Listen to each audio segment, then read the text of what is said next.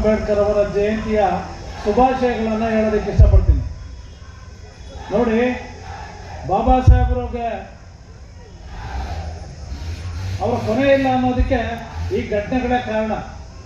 ನಿರಂತರವಾಗಿ ಜನ ಬರ್ತಾನೆ ಇದ್ದಾರೆ, ಇನ್ನೂ ಬರ್ತಾನೆ ಇದ್ದಾರೆ ದಾರಿಲಿ, ಇನ್ನೂ ಬರೋರಿದ್ದಾರೆ ದಾರಿಲಿ. ಅಂದರೆ ಅದು ಬಾಬಾ ಸಾಹೇಬ್ ಅಂಬೇಡ್ಕರ್ ಅವರ ಶಕ್ತಿಗೆ ಇದೊಂದು ಸಾಕ್ಷಿ ಅನ್ನೋಂಥ ಮಾತನ್ನ ಈ ಸಂದರ್ಭ ಹೇಳಕ್ಕೆ ಇಷ್ಟಪಡ್ತೀನಿ.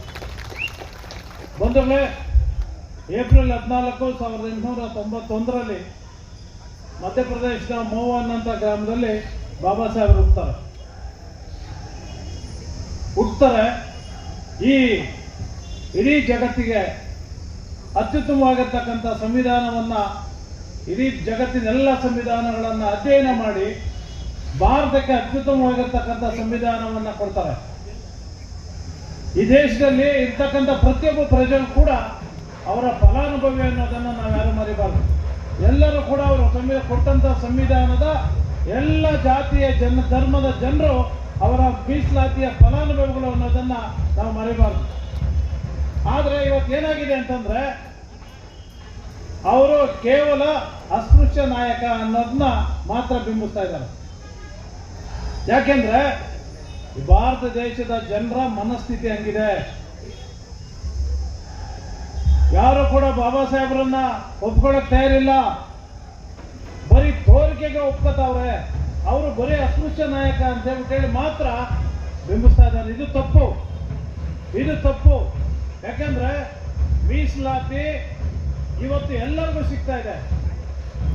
ಈ ಮೀಸಲಾತಿ ಎಲ್ಲ ಜಾತಿಯವರಿಗೂ ಸಿಗ್ತಾ ಇದೆ.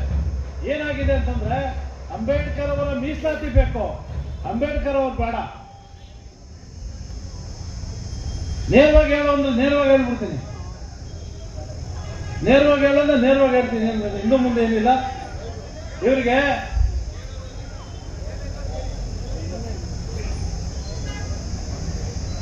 ಅಸ್ಪೃಶ್ಯರಲ್ಲಿ 101 ಜಾತಿ ಇದೆ. ಅವರಿಗೆ ಎಲ್ಲರೂ ಕೂಡ ಮೀಸಲಾತಿ ಬೇಕು, ಅವರಿಗೆ ಬೇರೆ ಏನು ಬೇಡ. ಅಂಬೇಡ್ಕರ್ ಅವ್ರು ಬೇಡ, ಅಂಬೇಡ್ಕರ್ ಮೀಸಲಾತಿ ಬೇಕು ಅಷ್ಟೇ.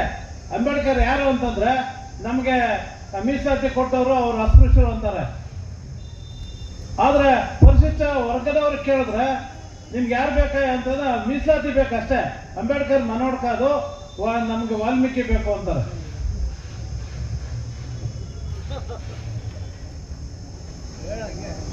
ನೇರವಾಗಿ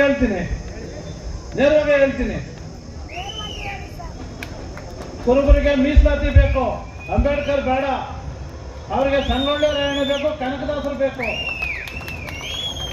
ಒಕ್ಕಲಿಗರಿಗೆ ಮೀಸಲಾತಿ ಬೇಕು, ಕೆಂಪೇಗೌಡರು ಬೇಕು, ಅಂಬೇಡ್ಕರ್ ಸಾಹೇಬರು ಬೇಡ.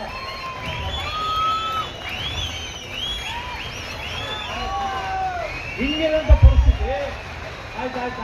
ಈ ದೇಶದ ಸಂವಿಧಾನದ ಬೇಸ್ ಏನು ಅಂದ್ರೆ, ಬಸವಣ್ಣವ್ರು ಕೊಟ್ಟಂತ ಸರ್ವರಿಗೂ ಸಮಪಾಲು, ಸರ್ವರಿಗೂ ಸಮಬಾಳು ಅನುಭವ ಮಂಟಪ.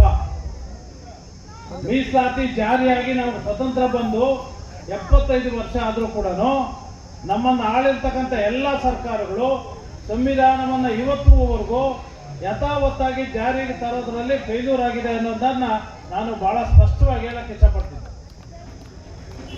ಯಾಕೆಂದ್ರೆ ಅಂಬೇಡ್ಕರ್ ಸಾಹೇಬರು ಕಾನ್ಸ್ಟಿಟ್ಯೂಯೆಂಟ್ ಅಸೆಂಬ್ಲಿನ ಡಿಬೇಟ್ ಅಲ್ಲಿ ಹೇಳ್ತಾರೆ, ಬಹಳ ಸ್ಪಷ್ಟವಾಗಿ ಹೇಳ್ತಾರೆ, ನಾನು ಕೊಟ್ಟಿರ್ತಕ್ಕಂಥ ಈ ದೇಶದ ಸಂವಿಧಾನವನ್ನ ಯಥಾವತ್ತಾಗಿ ಜಾರಿ ಮಾಡಿದ್ರೆ 10 ವರ್ಷಗಳಲ್ಲಿ ಭಾರತ ದೇಶ ಅಮೆರಿಕ ಆಗುತ್ತೆ ಅನ್ನೋದನ್ನ 2 ಮಾತಿಲ್ಲ ಅನ್ನೋದನ್ನ ಬಹಳ ಸ್ಪಷ್ಟವಾಗಿ ಹೇಳ್ತಾರೆ.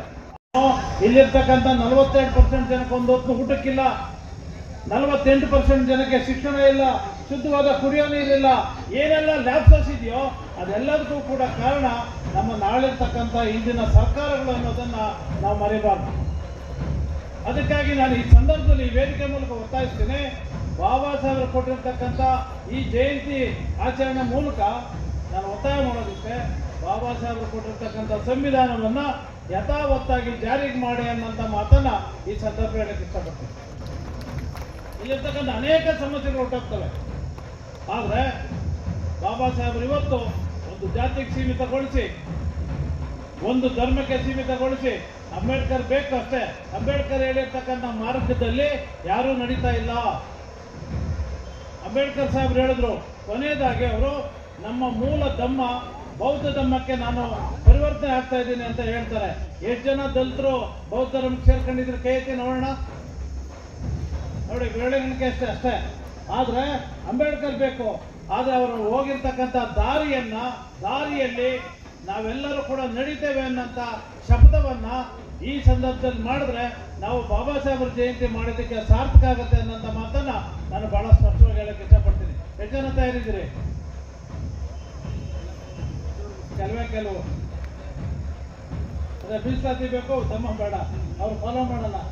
ದಯಮಾಡಿ ಬಾಬಾ ಸಾಹೇಬ್ರ ವಿಚಾರಗಳನ್ನು ಮೈಗೂಡಿಸ್ಕೊಂಡು ಜಯಂತಿ ಮಾಡೋದ್ರ ಮೂಲಕ ಬಾಬಾ ಸಾಹೇಬ್ರ ವಿಚಾರಗಳನ್ನು ಮೈಗೂಡಿಸ್ಕೊಂಡು ಧಾರ್ಮಿಕವಾಗಿ ಬೌದ್ಧ ಧರ್ಮವನ್ನು ಫಾಲೋ ಮಾಡಿ ನಮಗೆ ಸಿಗಬೇಕಾಗಿರ್ತಕ್ಕಂಥ ಹಕ್ಕುಗಳಿಗಾಗಿ ಇವತ್ತಿನ ಏನು ಈ ಸಂಘಟಿತ ಹೋರಾಟ ಇದೆ, ಈ ಸಂಘಟಿತ ಹೋರಾಟವನ್ನು ಮಾಡಿದ್ರೆ ಮಾತ್ರ ನಮ್ಗೆ ಸಿಗಬೇಕಾಗಿರ್ತಕ್ಕಂಥ ಹಕ್ಕು ಸಿಗೋದಿಲ್ಲ ಅನ್ನೋಂಥ ಮಾತನ್ನ ಹೇಳಿ, ಜೊತೆಗೆ ಮತ್ತೊಮ್ಮೆ ನಮ್ಮ ಜನಪ್ರಿಯ ಶಾಸಕರು ಇಲ್ಲೇ ಇರೋದ್ರಿಂದ ಅವ್ರ ಸರ್ಕಾರಕ್ಕೆ ನನ್ನ ಮಾತನ್ನು ಮುಟ್ಟುತ್ತಾರೆ ಅಂತ ಮಾತನ್ನು ಹೇಳೋದಕ್ಕೆ ಇಷ್ಟಪಡ್ತೀನಿ.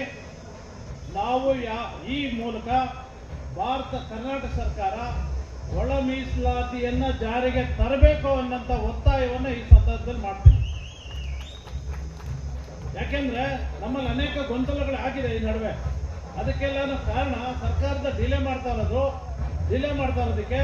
ಮತ್ತು ನಾವು ಬಹಳ ಸ್ಪಷ್ಟವಾಗಿ ಹೇಳಿದ್ದೀವಿ, ಏನು ಸರ್ವೆ ಆಗಬೇಕು, ಜನಸಂಖ್ಯೆ ಆಧಾರದ ಮೇಲೆ ಸಾಮಾಜಿಕವಾಗಿ, ಶೈಕ್ಷಣಿಕವಾಗಿ, ಆರ್ಥಿಕ ಸಮೀಕ್ಷೆ ಸ್ಪಷ್ಟವಾಗಿ ಆ ಒಳ ಮೀಸಲಾತಿಯನ್ನು ಜಾರಿಗೆ ತರಬೇಕು ಅಂತೇಳಿ ಒತ್ತಾಯವನ್ನ ಮಾಡಿದ್ದೀವಿ ಸರ್ಕಾರಕ್ಕೆ.